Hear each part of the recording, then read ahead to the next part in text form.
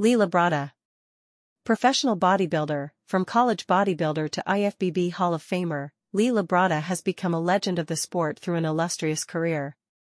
With 25 competitions under his belt, and being placed in the top 3 in the Mr. Olympia for 7 consecutive years, Labrada had achieved something only the likes of Arnold Schwarzenegger had done before him.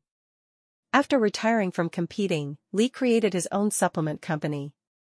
By 2016, his business had become one of the biggest in the industry, helping to secure his legacy in the fitness world. This is his story. Biography. Early years and first competition. Born in Havana, Cuba, Lee always had a passion for fitness growing up. He began training in the gym at the age of 16, in 1976, building on his naturally lean frame. It wasn't long until he'd made progress and began sculpting a great physique.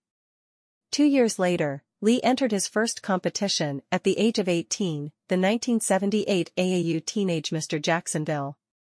Although he didn't place, Lee had taken his first steps into the world of competitive bodybuilding.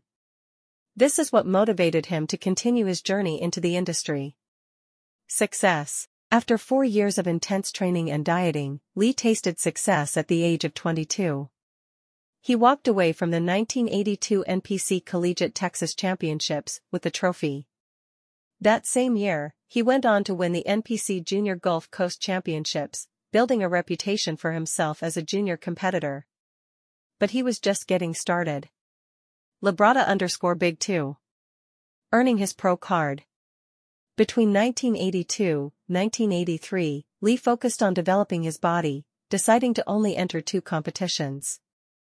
Although he placed first and second during this period, his biggest achievement yet came a year later.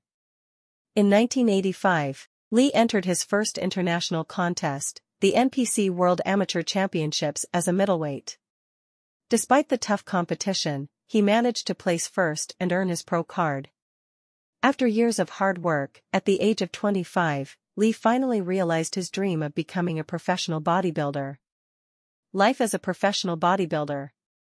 That same year, Lee entered his first show as a professional, the 1985 Mr. Universe. He carried his success as an amateur into his professional career and walked home with the trophy. At this point, Lee had gained a reputation as one of the most promising young bodybuilders.